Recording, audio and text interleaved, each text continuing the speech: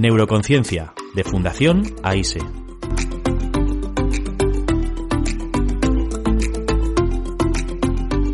Con Paula Iglesias.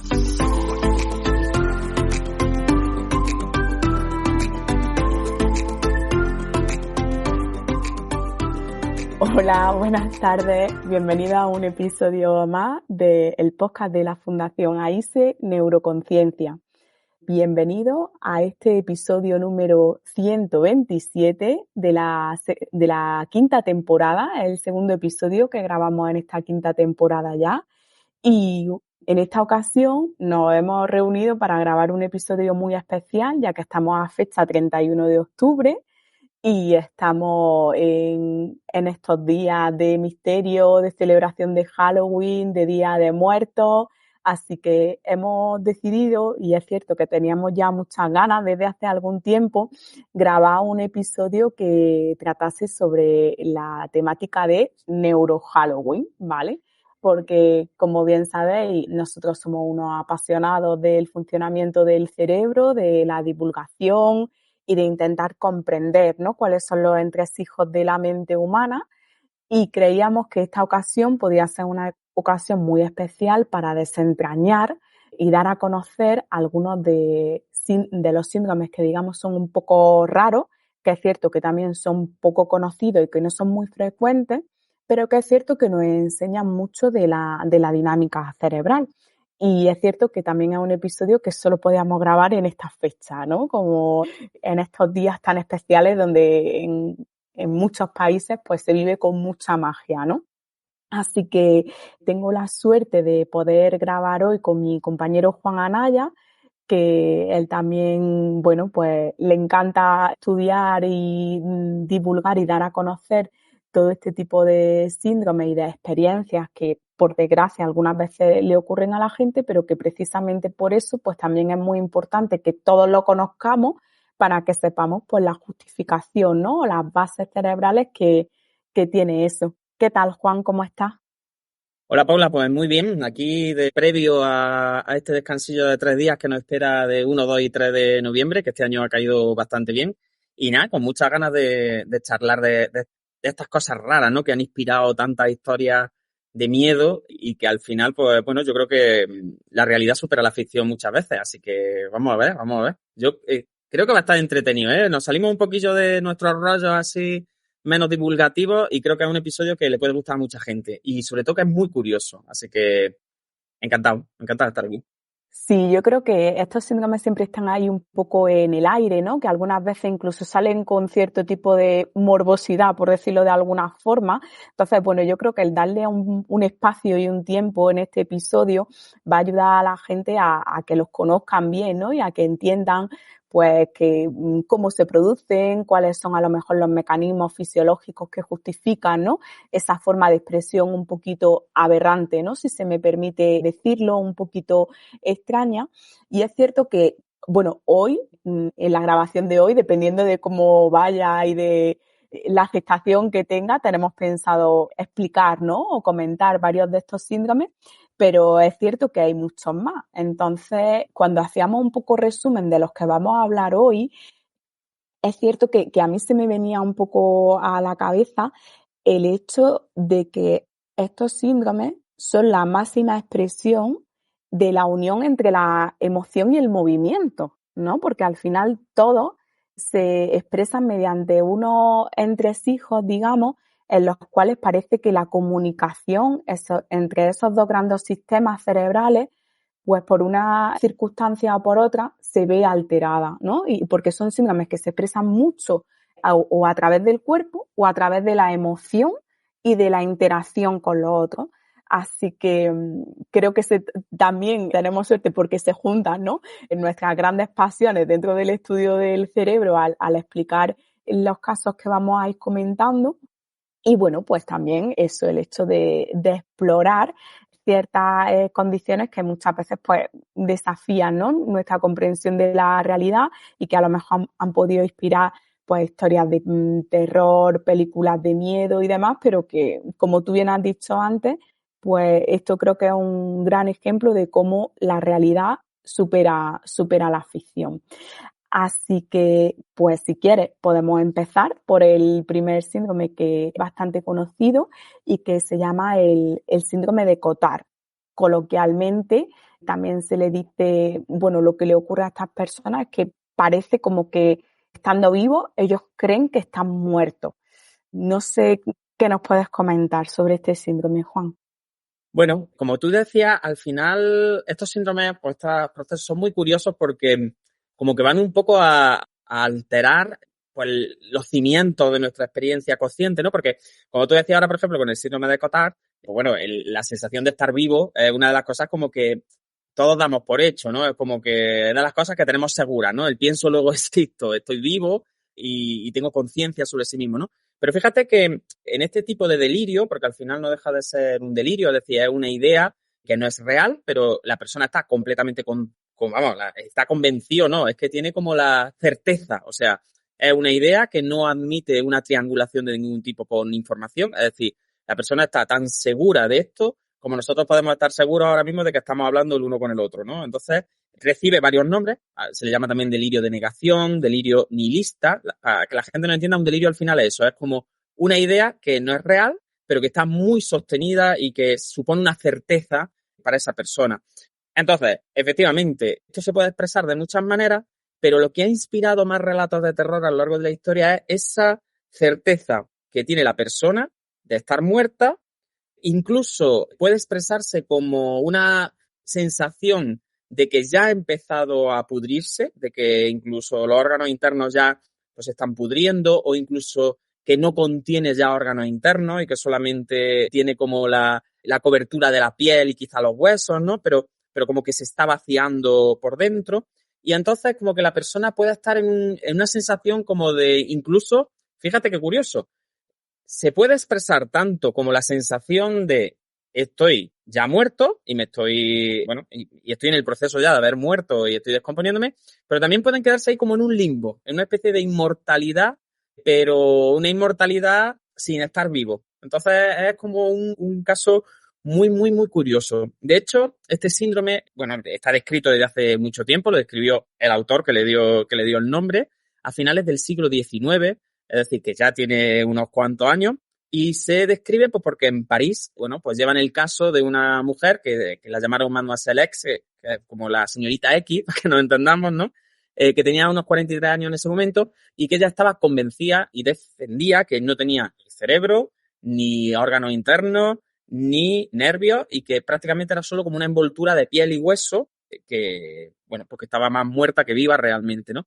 Fijaros, si esta certeza es real para la persona, que en el caso de esta primera paciente descrita llegó a morir de verdad de inanición. Es decir, porque estaba tan convencida de que no tenía órganos y de que ya había fallecido que no veía la necesidad de comer. Es decir, no tenía hambre porque ya decía, mira, no, ¿para qué voy a comer si los muertos no comen, ¿no? Entonces llegó a morir de hambre, llegó a morir de inanición después de un proceso largo y llamaba mucho la atención a la gente de la época cómo era posible que esto no era una simulación y era un papel, ¿no? Que ella estaba representando, sino que estaba completamente convencida de estar así. Por tanto, es verdad que es un cuadro muy curioso, que nos recuerda un poco a los zombies, ¿no? A los zombies de las películas de terror, en las que realmente la persona vivencia normalmente con un sufrimiento, imaginaros, con un sufrimiento extremo, el hecho de haber muerto, pero todavía tener cierta conciencia de que su cuerpo se ha desprendido de alguna manera de su conciencia, ese cuerpo está muerto y se está pudriendo, pero ellos son conscientes todavía del proceso. Entonces es verdad que, bueno, que nos habla muchísimo de esa disociación.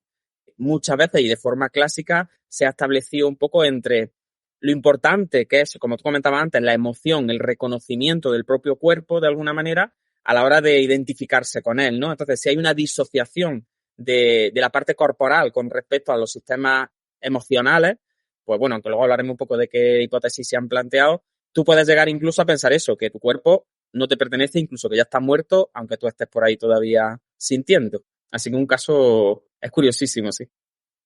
La verdad es que sí, y sobre todo un poco lo que tú decías también de que estas circunstancias muchas veces como que cogen la condición de delirio, ¿no? Se les denomina delirio, pero es cierto que, no sé tú cómo lo ves, porque yo creo que al final lo interesante en esto es hacer un estudio interesante o un estudio profundo, ¿no? del funcionamiento cerebral y no dejarlo como en un mecanismo, digamos, psiquiátrico, porque entonces pensamos, pues claro, es que la persona está loca, sino entender cuáles son como los mecanismos subyacentes que pueden justificar que el que esto esté pasando para también, bueno, no sé si se puede ayudar a la persona, porque estos casos son muy poco frecuentes y yo es cierto que en mi práctica clínica no me he encontrado ninguno, pero al final los casos clínicos que conocemos de la literatura y demás sí que nos dicen que hay una persona que está sufriendo, incluso este primero que tú describes en la literatura, la mujer llegó a morir. Entonces, claro, ¿cómo podemos entender, digamos, cuáles son esos mecanismos fisiopatológicos que justifican o que están a la base de que se esté expresando esto de esta forma? Sí, al final, como dicen muchos neurólogos, el sistema nervioso o el cerebro en concreto es el único órgano que tiene como varias especialidades médicas, ¿no? Está la neurología y la psiquiatría. Entonces ahí como que pueden convivir factores que se expresan en las dos áreas, ¿no?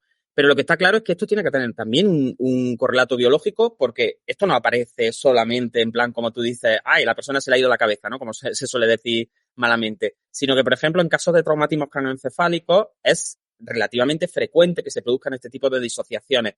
A lo mejor no con la máxima gravedad, pero sí es cierto, por ejemplo, que hay documentado el caso de un hombre que tuvo un accidente de moto, se pegó un topetazo con una moto, como tantos traumatismos craneoencefálicos vemos por desgracia en la clínica, y este hombre desarrolló también un COTAR justo después de salir un poco del estado de mínima respuesta, y él estaba convencido de que estaba muerto, estaba convencido de que su espíritu había ido como a una especie como de limbo medio infierno, ¿no? En el que la realidad le era totalmente desconocida, había desarrollado como una sensación de extrañeza con respecto a lo que lo rodeaba. Entonces, claro, si nuestros sistemas emocionales no consiguen reconocer como propios, con una significación positiva, con una atribución de identidad, el entorno que nos rodea, pues entonces tenemos que triangular de alguna manera esa información para que nos resulte coherente. Entonces, si yo estoy en un entorno que para mí emocionalmente debería ser bueno y no solo no es bueno, sino que resulta extraño, pues al final tengo la certeza de que esto es como una especie de simulación, ¿no? Como un infierno que se parece a mi vida, esto se parece a mi cuerpo, pero este cuerpo no tiene emociones positivas, este cuerpo no me genera ningún tipo de experiencia personal, entonces, aunque sea mi cuerpo, pues tengo que haberme salido de él de alguna manera, o es que se ha muerto el cuerpo, o es que estoy en el infierno. De hecho, por ejemplo, en este caso del traumatismo craneoencefálico, también se daba una comorbilidad un poco con el Capgras, que luego lo veremos, ¿no? Y él estaba convencido de que algunos de sus seres queridos también habían sido sustituidos por impostores, ¿no? Como por demonios que le estaban haciendo penar y que intentaban engañarlo.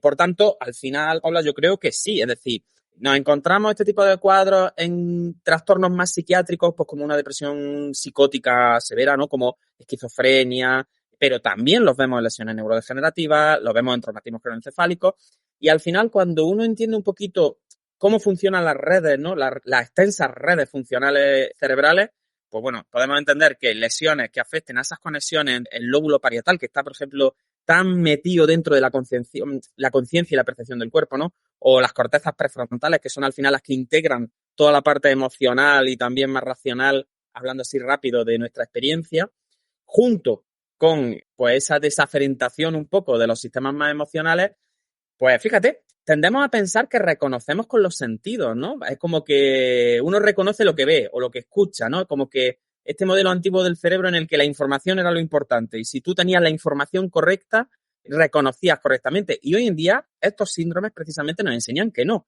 que tú puedes tener la información correcta de tu entorno, la información correcta de tus seres queridos, la información correcta de tu cuerpo incluso, pero que si eso no va con el sello de calidad de una emotividad que atribuya significación, que atribuya personificación y conciencia sobre esas sensaciones, tu cerebro al final genera pues esa certeza de que sí, de que será un cuerpo igual que el tuyo, pero está muerto, o que sí, que será parecido a tu casa, pero que esto no es tu casa, esto es el infierno, ¿no? Así que a mí me parece muy interesante esa reflexión, ¿no? Como cómo somos muy racionales los seres humanos, pero al final como que el sello de calidad del reconocimiento de la conciencia de si algo me pertenece, no me pertenece, si es mío, si no es mío, si lo quiero o no lo quiero, al final va todo por vía subcortical y límbica. Y eso es muy chulo. Eso es muy chulo. Sí, totalmente. De hecho, es que es justo, ¿no? Tal cual lo dices, que es cierto que parece que lo que le ocurre a estas personas es que sensorialmente sí que están recibiendo la información, pero no tienen, como tú bien decías, ese sello, ¿no? O esa afirmación límbica. Por lo tanto, esas vivencias las viven, valga la redundancia, como fuera totalmente de ellas, ¿no? Por eso, Claro. pues a lo mejor en un intento de racionalizar, la persona se te podría decir, pues sí, esta es mi mancha de nacimiento o este es mi cuerpo y lo reconozco como tal físicamente, ¿no? Pero no lo siento como mío. Entonces, al no sentirlo como mío, no lo reconozco como mío y entonces, pues, emito, ¿no? Digamos, verbalmente, pues, esa incongruencia que expresan que padezco, ¿no? Este síndrome y que curso con esta sintomatología. A mí es cierto que a la hora de preparar el episodio he revisado algunos manuales, algunos libros y entre ellos, pues obviamente Fantasmas en el cerebro de Ramachandran, que yo creo que fue de los primeros libros de divulgación que yo me leí hace muchísimos años, pero que me acercó un poquito a estos síndromes extraños. Y efectivamente me he acordado cuando tú lo has comentado que, por ejemplo, aunque en un ratito hablaremos del CAPGRAS, ¿no? Que se caracteriza más por una disociación en el reconocimiento, ¿no? De seres familiares y que luego ese reconocimiento facial no lo atribuyes con que realmente ese sea tu familiar, ¿no? Tú dices, sí, tú tienes los rasgos faciales de mi madre, tienes los ojos de mi madre, pero no eres mi madre. Por ejemplo, Ramachandran asocia este síndrome de Cotard.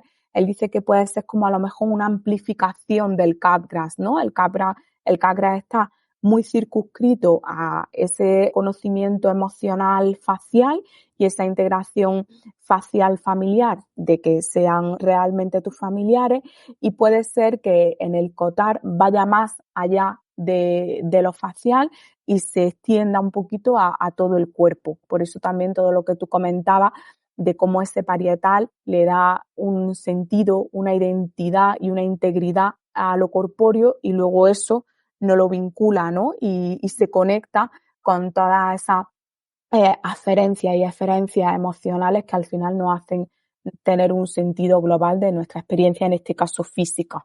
Sí, sí. De hecho, en el caso del COTAR, bueno, lo podríamos entender dentro de la frontera hasta que nosotros dividimos muchas veces la neurociencia o la percepción, ¿no? De lo egocéntrico y lo alocéntrico, ¿no? Se ha propuesto, entre otras cosas, que a lo mejor en el caso de este síndrome zombie, ¿no? Este síndrome, este delirio de negación de la vida, posiblemente haya una participación más de cortezas insulares, que las cortezas insulares tienen más que ver con la autopercepción. Entonces, como tú dices, ¿no? Entre el síndrome del impostor, que luego veremos, ¿no? Que otra persona que debería ser mía, que debería ser querida por mí, no es ella, y es como una especie de alucinación en el sentido, no de alucinación, porque al final tú estás percibiendo bien, como tú decías, estás percibiendo correctamente la realidad, ¿no?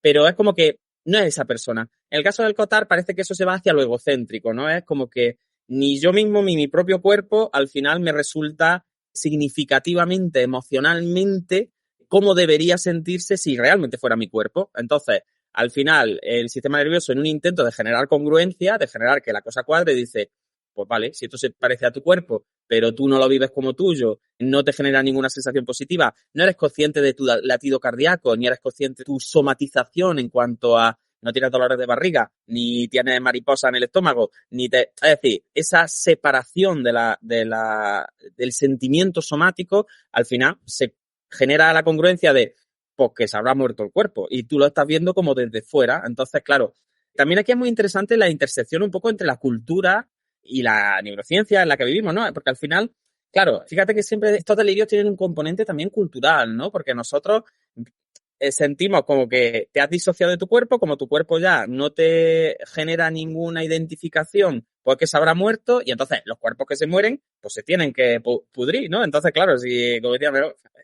ya está, pues lo siguiente ¿qué es? Pues lo siguiente es que el cuerpo se descompondrá.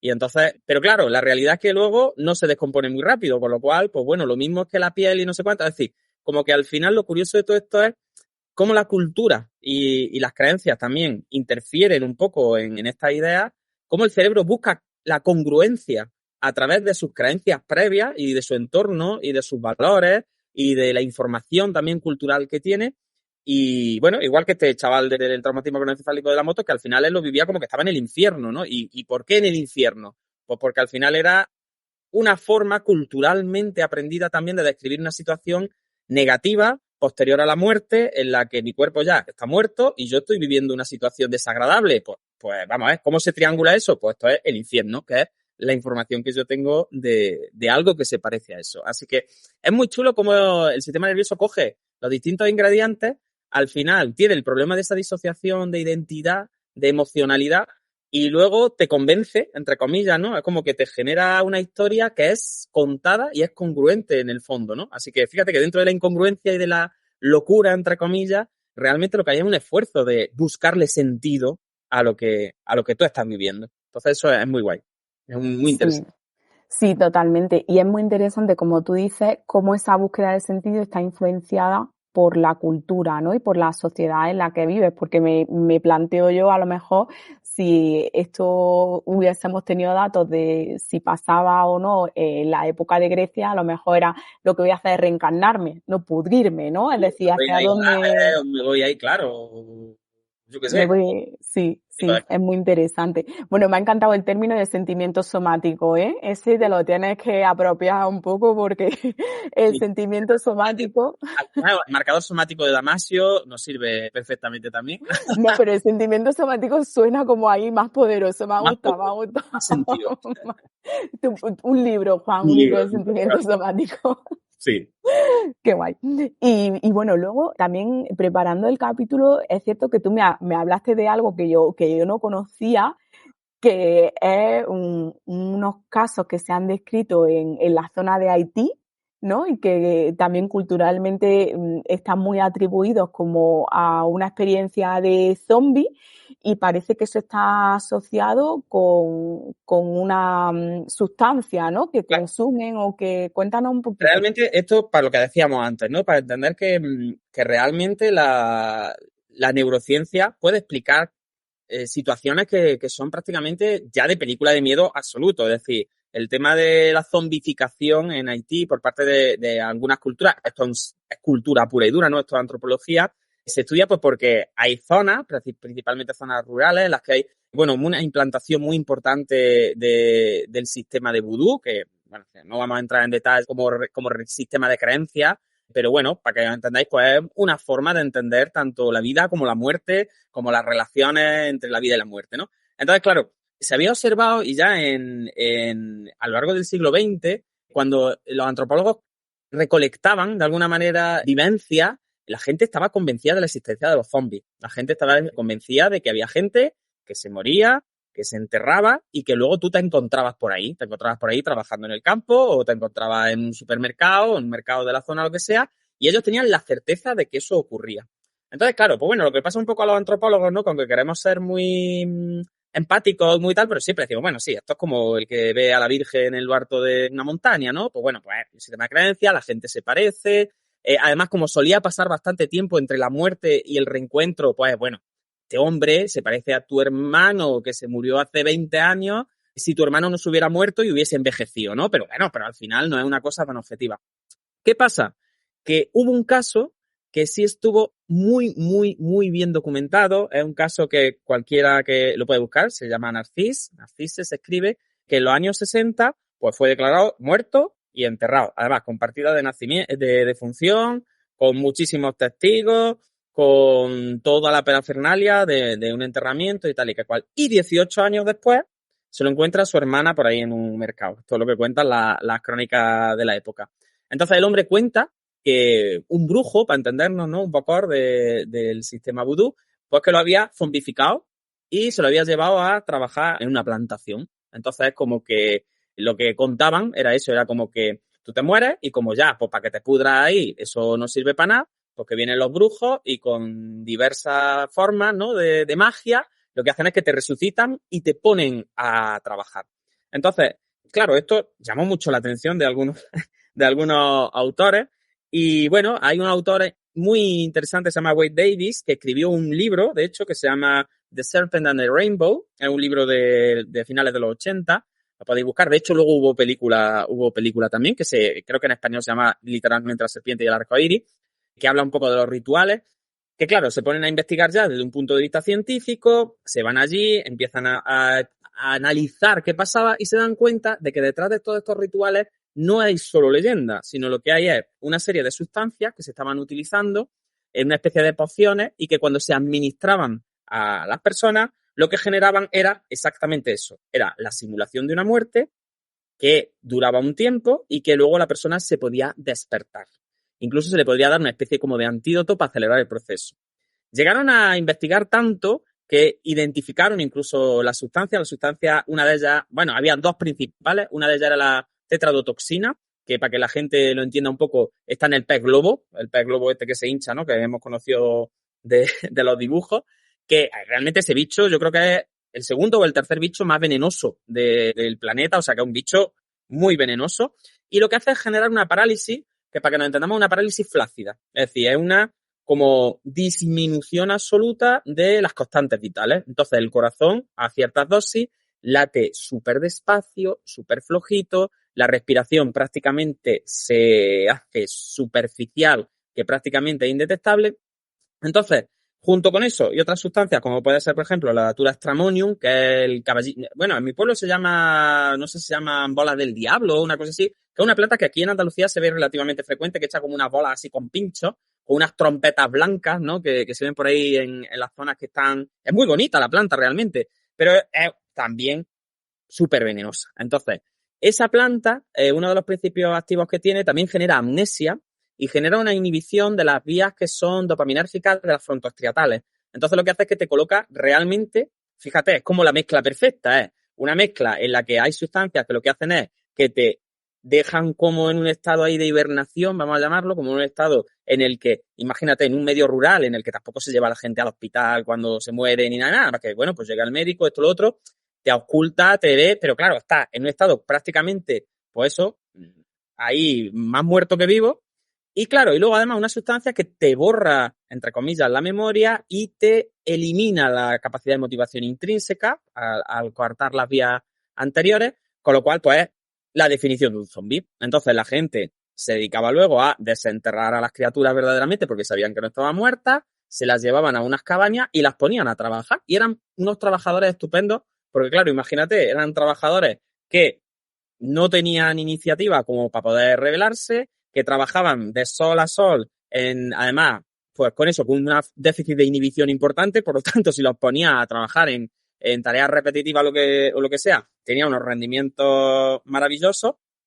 Y fíjate, es perfecto en el sentido de que la gente ha sido dada por muerta y luego aparecen en los campos. Y de hecho, ya te digo, esto no es ninguna leyenda, no es ningún cuento para asustar a nadie, esto ocurre de verdad y hay casos documentados, perfectamente documentados, es decir, no es ningún mito. Así que fíjate hasta dónde una sustancia neuroactiva o la mezcla de varias sustancias neuroactivas pueden llevar a encontrarte, pues eso, casos de verdaderos zombies que vuelven de la muerte pues para ser explotados realmente.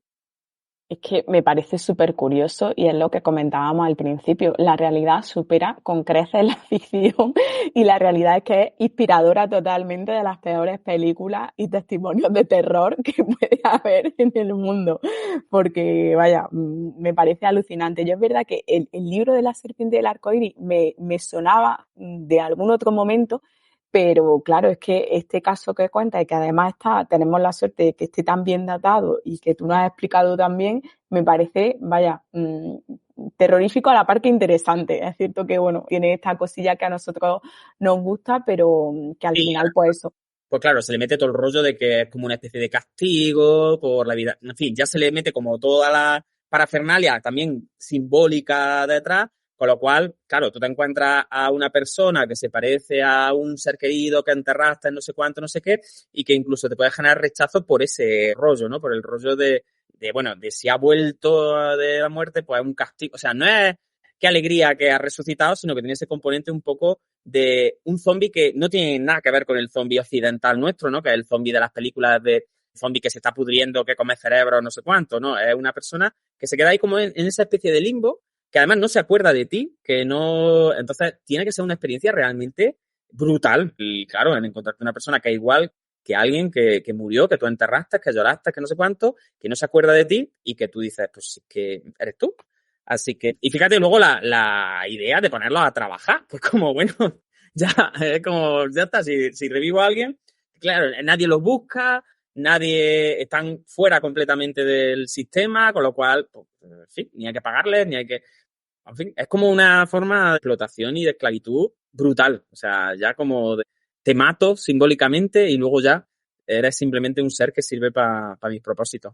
Así que es muy interesante. Yo animo a todo el mundo a que investigue un poquito sobre el proceso de zombificación en Haití porque o sea, no es un caso ni dos, hay muchísima literatura súper interesante, con análisis de sustancias, con policía científica, con antropólogos, biólogos, es una maravilla. De hecho, una curiosidad, el pez globo se come en algunas culturas, por ejemplo en Japón, y los cocineros que preparan este tipo de platos son como súper respetados y súper especializados, porque claro, imagínate, tienen que saber preparar el bicho para que el veneno no te mate, no te deje ahí como... Claro, además hay que saber acertar con la dosis para no pasarte y matarte de verdad. Es como dejarte más muerto que vivo, pero que luego, cuando yo te desentierre, puedas recuperarte. O sea, una Me pasada. parece brutal, súper Sí. curioso y brutal.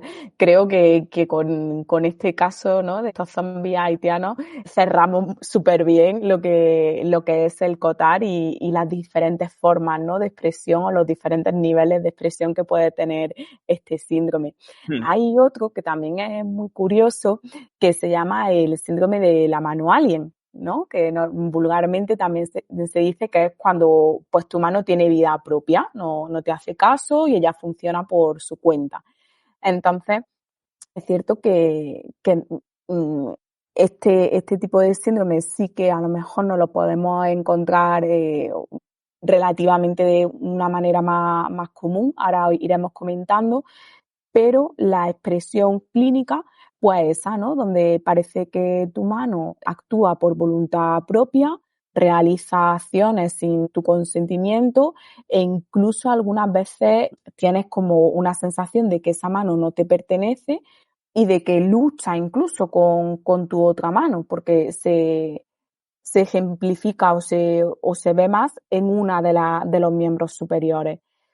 Cuéntanos un poquito algo sobre este síndrome de la mano alien. El síndrome de la mano alien, en español también se le llama el síndrome de la mano anárquica, de la mano desobediente, ¿no? Una cosa que una vez que uno la ve en la vida, esto sí, yo lo reconozco. Si a mí me preguntas, porque el COTAR al final es más raro, ¿no? Los zombies haitianos, pues bueno, nos pillan un poco de lejos, pero este síndrome sí es un síndrome que realmente, bueno, aunque no es frecuente, por desgracia para los neurocientíficos quiero decir, porque no lo puedes ver mucho, pero es súper interesante, porque lo que observa en el paciente realmente también se llama el síndrome del Doctor Strangelove, porque aparece en una película de los años 60, que bueno, yo lo recomiendo de cine clásico, donde el personaje principal al final tiene una mano rebelde, ¿no?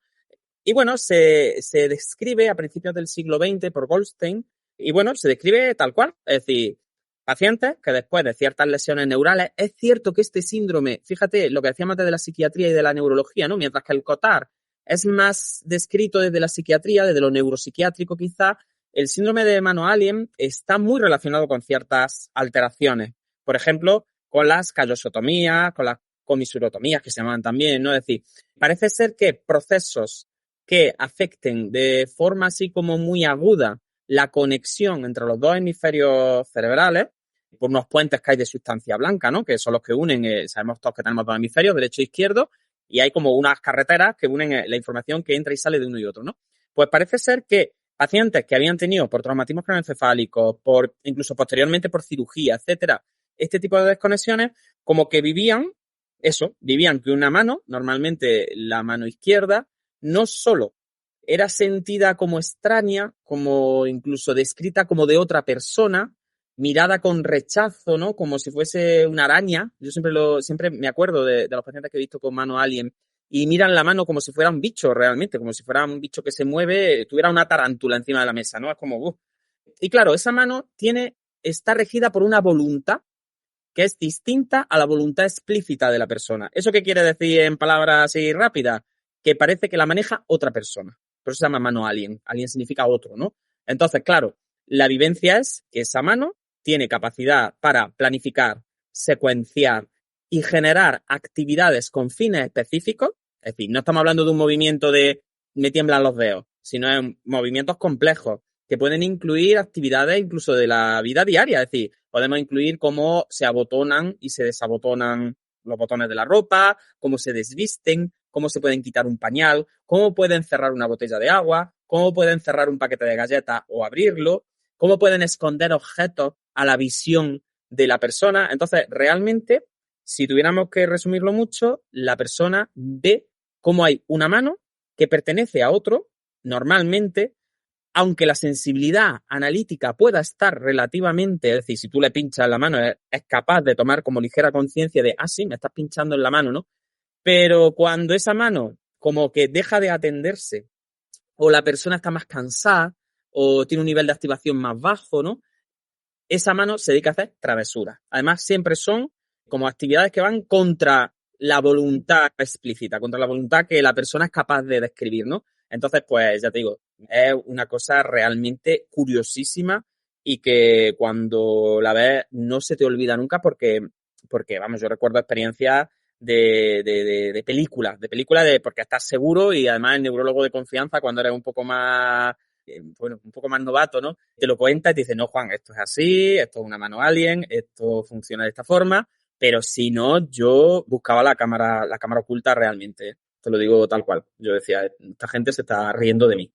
Sí, totalmente. Además, yo recuerdo, ¿no?, que siempre Inma y tú nos contabais ese caso en esta ocasión por un daño cerebral sobrevenido, ¿no?, un traumatismo craneoencefálico de un hombre que efectivamente por alteraciones callosas, pues vosotros pudisteis ver la expresión de esa mano alien y de esos ejemplos que comentabas de cómo con una mano quiero ir a coger la galleta y la otra mano lo que está haciendo es cerrarme, ¿no?, el paquete de galletas. Es cierto que luego también hay otra condición cerebral en la que también se ve muy bien la mano alien, que son dentro de los parkinsonismos atípicos, la degeneración corticobasal. Y es verdad que ahí podemos tener la suerte, entre comillas, de ver ese proceso cómo va de menos a más, ¿no? Y en esta ocasión yo he tenido la oportunidad de ver la evolución de una mano alien en este tipo de diagnóstico. Es cierto que a lo mejor la expresión de la mano alien en las degeneraciones corticobasales pues no son tan Sí, no, una vida tan aguda, ¿no? eso es, ¿no? Como en esos ejemplos de traumatismo craneoencefálico debido a relaciones de alteración con sistema calloso, pero sí que es cierto que a mí me llamaba mucho la atención también cómo incluso el propio discurso del paciente cambia. Como al principio pueden empezar a decir, pues esta mano que está un poco más tonta, Sí. que solo me hace caso a veces. Allá, conforme va evolucionando a lo largo de los años y de los meses, ¿no?, que ya es como, es que esta mano hace lo que quiere, es que con esta mano yo no cuento, es que esta mano no me hace ni caso, es que yo no sé para qué la quiero. Entonces, claro, ahí no solamente cambia el discurso verbal, sino que tú luego también ves en la expresión de la propia sintomatología de ese miembro superior. En este caso, yo es que lo tengo muy presente y a un miembro superior izquierdo, como la mano tiene incluso unos signos parkinsonianos, ¿no?, de mioclonía y de alteraciones del tono súper característicos que hacen que la mano parece que se está moviendo como una marioneta y a través de un mecanismo totalmente ajeno a la voluntad de la persona, ¿no? Entonces, claro, la persona también vive con extrañeza, es decir, ¿pero qué está haciendo mi mano? Es que mira, es que yo quiero ir a coger esto y es que mi mano se está moviendo y es que le dan como unos latigazos que no me lleva a coger lo que yo quiero. Y luego, obviamente, esto es marcado en una petición de a lo mejor usar la bimanualidad. Tú ves cómo hay momentos en los que todavía la bimanualidad puede ayudar a esa mano a trabajar de manera conjunta, pero donde ya llega un momento en el que esa mano izquierda se empieza a ir, ¿no? Se empieza a ir hasta llegar a conformar pues este síndrome de mano alien, que es cierto que en enfermedades neurodegenerativas como esta que comentamos, pues sí que se suele ver con bastante más frecuencia.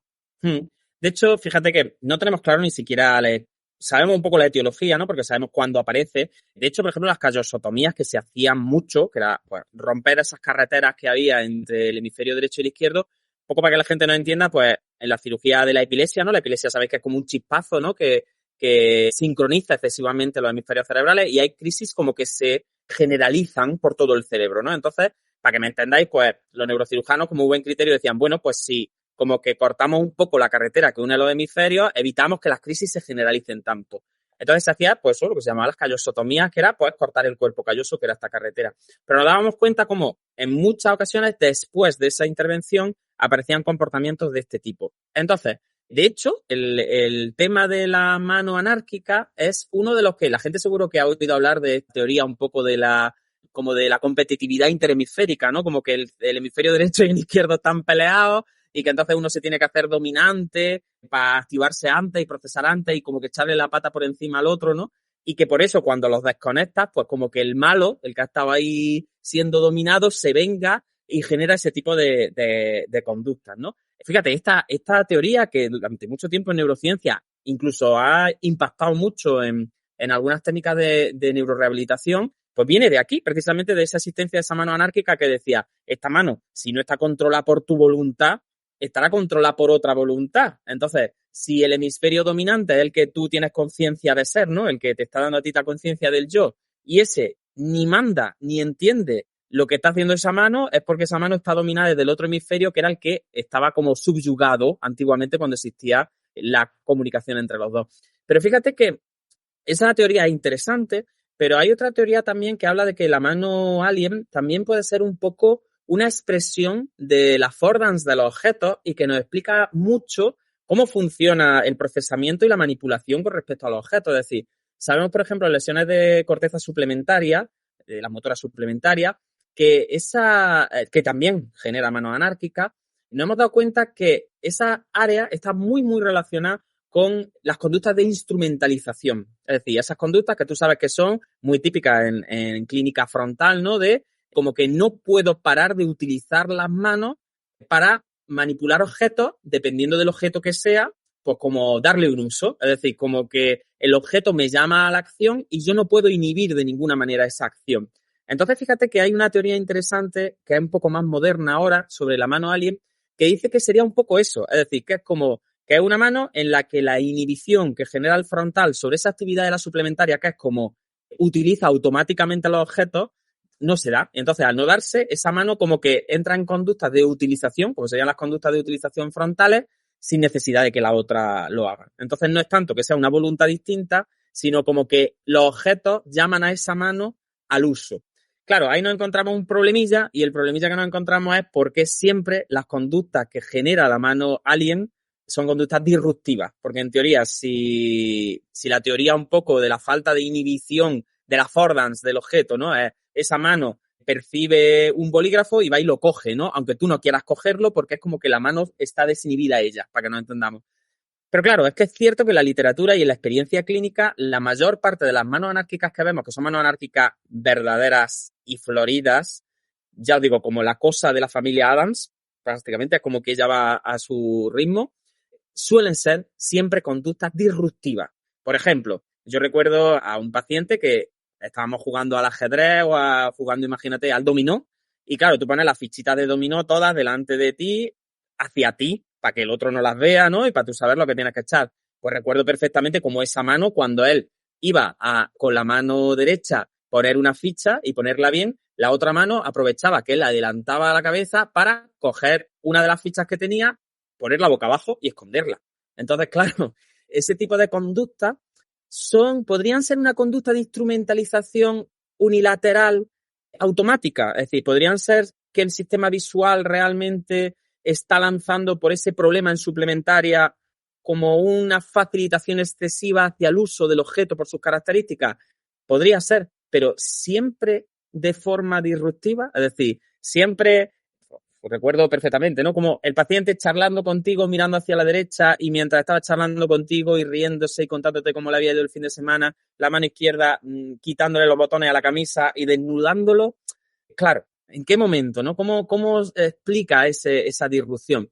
De hecho, llega a haber incluso agresiones de la mano, golpes en la cara, De hecho, recuerdo una vez que un alumno vino a preguntarme en el máster, porque creo que en la sexta habían hecho un reportaje por ahí, que creo que incluso se puede ver en YouTube, de una señora que después de una callosotomía, efectivamente, después de una cirugía de la epilepsia, pues se daba golpes con la mano en la cara y era incapaz de frenar esos golpes.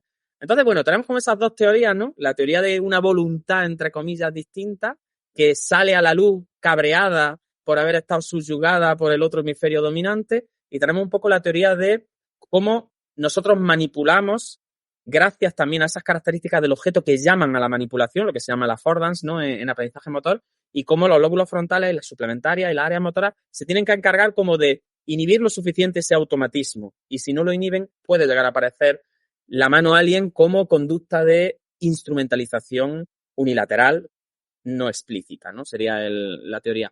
Pero ya te digo, es un cuadro interesantísimo. Es terrible para el que lo sufre, yo, de verdad, pero como neurocientífico, es decir, es un fenotipo que, ya te digo, de película, absolutamente. Sí, total. A mí me llama mucho la atención en esta lectura, ¿no?, que da a nivel neuropatológico de qué mecanismos pueden estar ahí o de qué manera pueden estar funcionando esos mecanismos cerebrales, ¿no? Y yo es cierto que también pienso, pues, en ese funcionamiento tan importante del parietal en el cuerpo, ¿no?, y en el uso de los miembros superiores y de las habilidades manipulativas, y cómo la disfunción que puede haber de ese parietal, o la menor activación o la menor comunicación de ese parietal con áreas un poquito más exitosas en la acción, se puede ir a una comunicación con otras áreas un poquito más disfuncionales y al final pues expresar esta complejidad que luego vemos en esas manos, ¿no?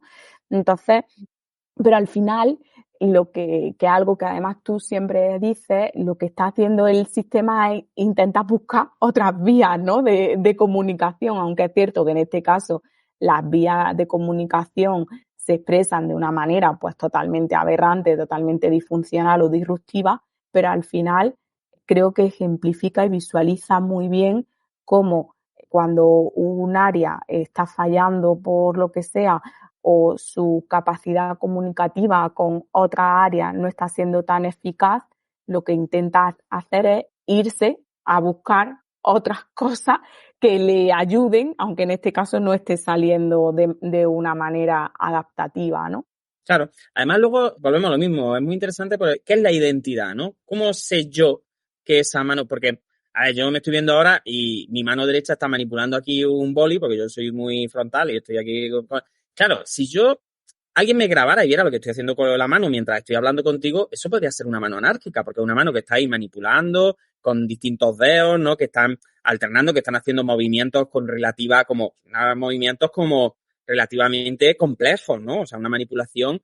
Y yo lo estoy haciendo de forma automática mientras charlo contigo y es como que la mano está ella ahí entretenida de alguna manera, ¿no? En el bolígrafo. Pero ¿por qué la mano es mía? Es decir, ¿por qué aunque esté ella ahí, ella sola, haciendo cosas relativamente complejas, sin que yo esté pendiente de ella, como que luego me acompaña también, fíjate, en la gesticulación automática, ¿no? Es como que ella puede estar ahí en su rollo y a la vez luego cuando explico, como unirse a mí, ¿no? De alguna manera. Entonces, es muy interesante el concepto ese de identidad, ¿no?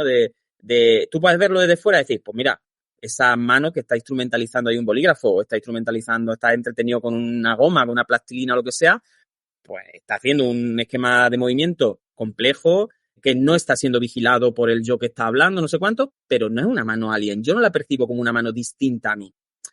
No soy yo el que está moviendo el bolígrafo conscientemente, pero puedo entender que es mi identidad, ¿no? Y sin embargo, en estos pacientes, lo que hay una verdadera disociación en la identidad, en por qué esta mano es mía, qué significa que sea mía. Como esa cualia de la conciencia, ¿no? Esa pertenencia, ese reconocimiento implícito de que esto no solo es una mano, sino que es mi mano. Forma parte de mí, está viva, está conectada a mí y además está bajo mi control. Aunque yo no la esté controlando todo el rato, pero cuando quiero controlarla, la controlo. Y además me es útil, me sirve para hacer cosas, es decir, me cae bien mi mano. Esa parte quizá, que parece tan tonta, quizás sea la más importante. Y quizá cuando se alteran esos mecanismos que tú comentas, más parietales, más límbicos, de ya no me cae bien mi mano, por lo que decíamos antes con el síndrome anterior, ¿no? Como por esa sensación de extrañeza, de no me cuadra, no triangulo que esta mano me esté generando nada positivo, a lo mejor directamente volvemos otra vez a quitarle la identidad a la mano, ¿no? Es como priorizamos de nuevo la emoción, priorizamos de nuevo lo más antiguo a la hora de darle uso. Porque la realidad es que clínicamente vemos personas que no mueven la mano, que no tienen ningún tipo de reclutamiento sobre la mano y que, sin embargo, no pierden la identidad de la mano. Es decir, la mano es suya, lo que pasa es que está paralizada. Esta mano es mía, pero no la puedo mover. Y sin embargo, en este caso esta mano se mueve, pero no es mía. Entonces, fíjate cómo el sistema nervioso es capaz de combinar todas las posibilidades, porque al final, como decía un poco con Pablo y con Jaime en el capítulo anterior, hay como unas ciertas funciones que son nucleares, ¿no? Que son como combinables, como que cuando se alteran te pueden dar fenotipos muy distintos. Y quizás eso es lo interesante en estos casos. De hecho, esto se trató hasta en House, en la famosa serie, ¿no?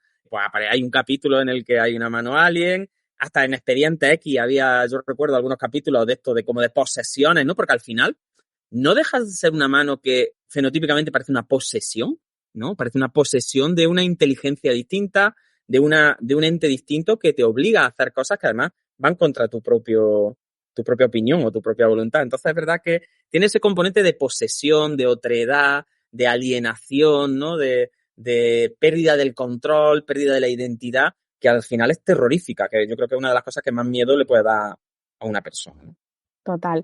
Bueno, es que es cierto que yo creo que aquí podríamos estar ahora hablando de la representación de las manos en el cerebro y de cómo todo un cerebro se expresa a través de las manos y mucha sintomatología, ¿no? Que se expresa a través de los miembros superiores.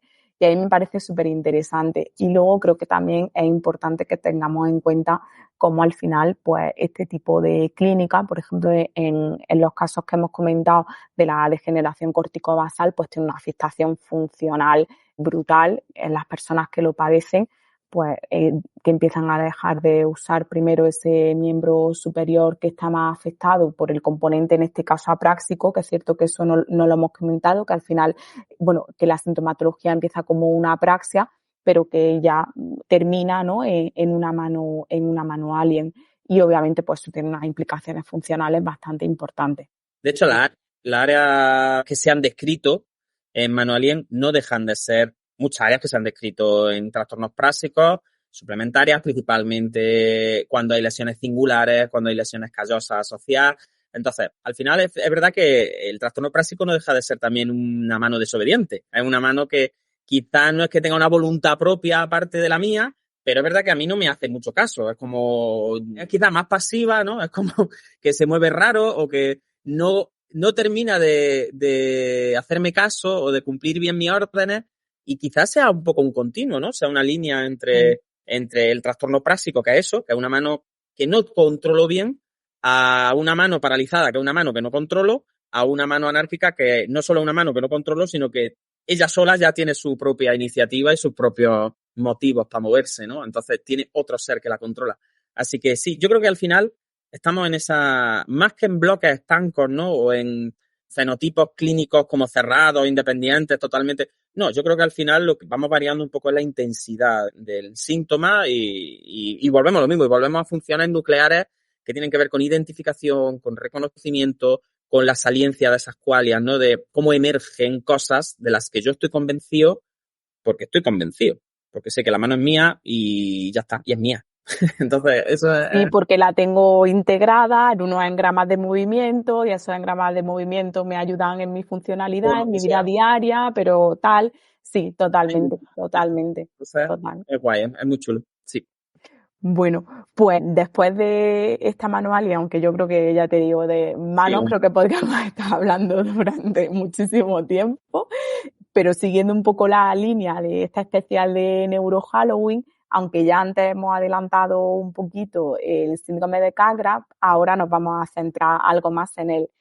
El síndrome de Capgras es cierto que también, bueno, pues suele ver en algunas lesiones adquiridas o en enfermedades neurodegenerativas, pero al final la sintomatología que se expresa, ¿no? en el paciente es que directamente lo que ellos te cuentan es que personas allegadas y familiares cercanos pues no lo identifican como si fueran suyos, ¿no? Pues este es mi padre, pero yo no siento que sea mi padre. Y a lo mejor al principio eso tampoco se expresa de esa forma, sino que directamente dicen, tú dices que eres mi padre o tú dices que eres mi madre, pero yo no te reconozco como tal. Luego, conforme le vas preguntando, pues a lo mejor te dicen, sí, físicamente te pareces, tienes sus ojos, tienes su cara, tienes su boca, pero tú no eres mi familiar. ¿Qué nos puedes contar sobre este síndrome tan curioso? Pues fíjate, volvemos a lo mismo, yo soy muy pesado. Aquí de nuevo es la impronta emocional la que genera el reconocimiento, ¿no? Y como no hay impronta emocional, posiblemente pues sea, como decíamos el tema de las personas que no mueven la mano pero la reconocen como suya, ¿no? Es como esas diagonales de funciones nucleares de las que hablamos, pues esto sería como lo contrario de una prosopagnosia. Realmente si lo piensas, es decir, en una prosopagnosia, una lesión típica del fusiforme, ¿no? Para que la gente se entienda, una prosopagnosia es la incapacidad que tiene la gente como de reconocer caras. Pueden ver las partes de la cara, es decir, no un problema visual. Ellos ven los ojos, ven la nariz, ven la boca, pero luego la integración de la cara con todas esas componentes, como para decir, esta es mi madre, no está. Eso es una prosopagnosia, ¿no? Es como un problema de reconocimiento de cara. Entonces, esa gente puede reconocer a sus seres queridos, como pasaba en el famoso libro, ¿no? Que siempre hemos hablado y que tenemos incluso un capítulo de podcast del hombre que confundió a su mujer con un sombrero. Esa gente reconoce a sus seres queridos a pesar de no reconocer sus caras. Fíjate qué cosa tan curiosa, es decir, están convencidos y tienen la certeza de que esta señora es mi mujer, aunque yo la cara no la reconozco, no sería capaz de reconocer su cara. En el síndrome de Capgras es justo lo contrario. En el síndrome de Capgras esta señora tiene exactamente la cara de mi mujer, es decir, la información objetiva está perfecta, es decir, no hay... De hecho, se le suele llamar síndrome de los impostores idénticos, es decir, la persona no dice te pareces, ni ay, me recuerda, no, eres exactamente igual que mi madre, que mi esposa, que mi marido, quien sea, pero no eres él. Ocurre justo al revés, es decir, en la prosopagnosia lo reconocemos como nuestro, aunque no tengamos los datos objetivos, y aquí al contrario, tenemos los datos objetivos, pero no los reconocemos como nuestros. Y volvemos a lo mismo, al final, bueno, es un síndrome que se describe también a principios del siglo XX, que por supuesto lo describe Capgras, y bueno, pues, en una mujer que estaba...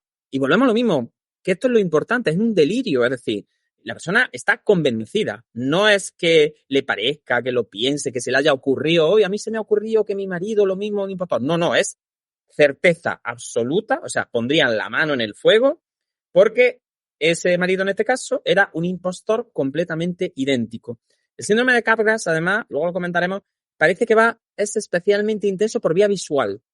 Parece ser que cuando se introducen otras variables que no son visuales, como por ejemplo la audición, es decir, cuando tú hablas por teléfono con esa persona, si eres capaz de reconocerlo ya como propio. Y fíjate, y esto también nos habla, aparte de esa impronta emocional como la parte más importante a la hora de reconocer algo como propio, también nos habla un poco como de esa disociación de los sentidos al final, ¿no? Como cuando escucho, sí puedo tener esa impronta emocional que me hace reconocerte como mi marido, y sin embargo cuando te veo, digo, no, tú eres igual, pero tú no me despiertas los sentimientos que mi marido me debería despertar, para lo bueno o para lo malo. Por lo tanto, no eres él. Y esto es súper, súper bonito. A veces, en el Capgras también se pueden ver, pues bueno, reduplicaciones. A veces la persona no solo cree que los demás han sido sustituidos por impostores que son idénticos, sino que también creen que existen dobles propios. Pueden verse, por ejemplo, cuando se ven en un espejo, también pueden identificarse como que es un doble el que lo está mirando, ¿no? Volvemos un poco a lo que comentábamos antes de lo egocéntrico y lo alocéntrico, ¿no? En el Capgras está más centrado en los demás, que son los impostores, pero también puede tener un componente un poco de la persona que se haya como, bueno, también duplicado de alguna manera por un impostor que además son, o sea, ni siquiera gemelos, son idénticos. Es decir, no sabría la persona analíticamente decirte ni una sola diferencia con respecto a ese ser, pero lo que sí está convencido absolutamente es de que no es la persona que él quiere, no es su familia o su amigo o quien sea. Sí, totalmente. A mí me resulta súper curioso y también es uno de los síndromes raros que yo conocí gracias a Ramachandran, porque él en su libro describió un caso clínico que es el caso de Arthur, ¿no? Que lo conoció a raíz de un daño cerebral sobrevenido que tuvo por un accidente de moto. Y lo que Ramachandran relata de este hombre es que decía con respecto a su padre que este hombre es idéntico a mi padre, pero en realidad no es mi padre.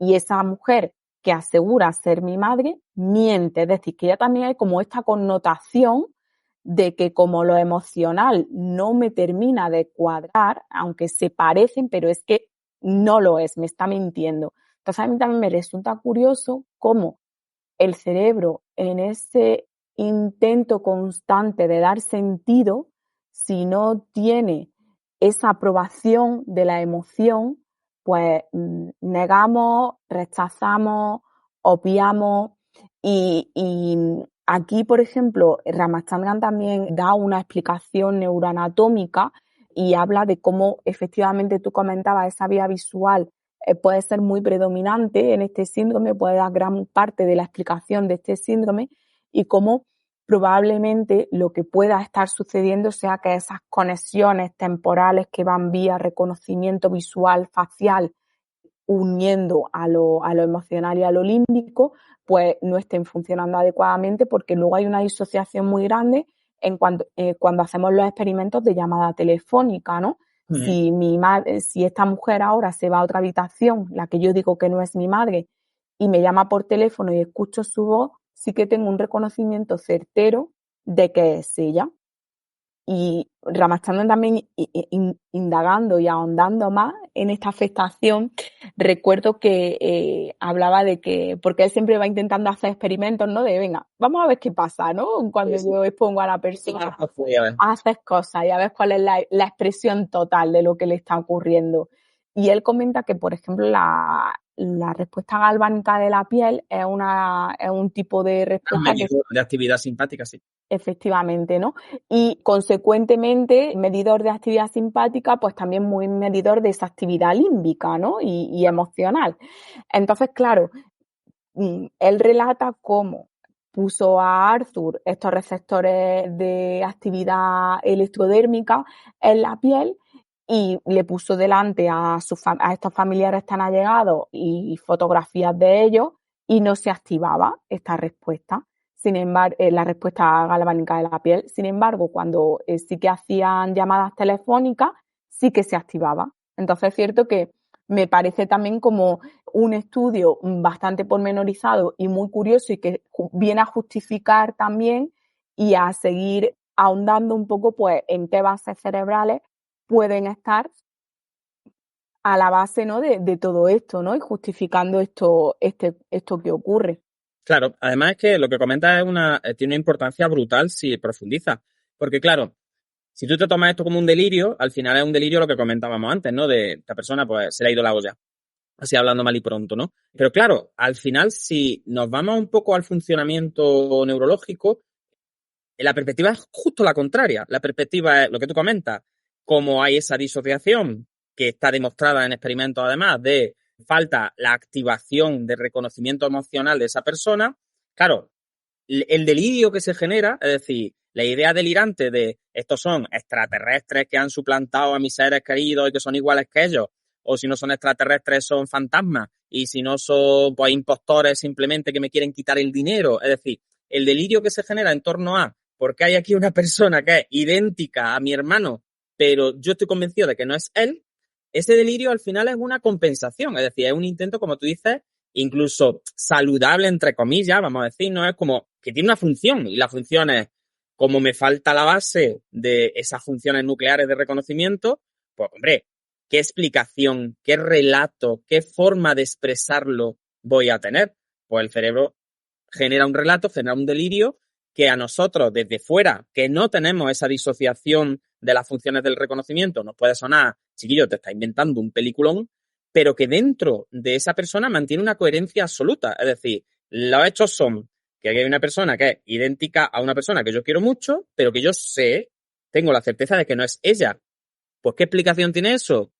Pues, ¿cómo lo explico? Pues no lo puedo explicar de ninguna manera que no sea de una forma extraña, de una forma que vais a meter alienígenas, yo qué sé, cambiacaras, magos mutan, pero el delirio, fíjate, desde este punto de vista un poco como el que tú exponías, no deja de ser una compensación, es decir, es una búsqueda de sentido derivada secundariamente a la alteración de la experiencia. Y esa alteración de la experiencia en muchos casos tiene unas causas biológicas también. Entonces, claro, una cosa que nosotros aquí contamos tan alegremente tiene unas implicaciones brutales en cuanto a la consideración de la enfermedad mental, en cuanto a la explicación, en cuanto a la legitimación, en cuanto a los prejuicios que existen. Es decir, hay muchísima tela que cortar ahí.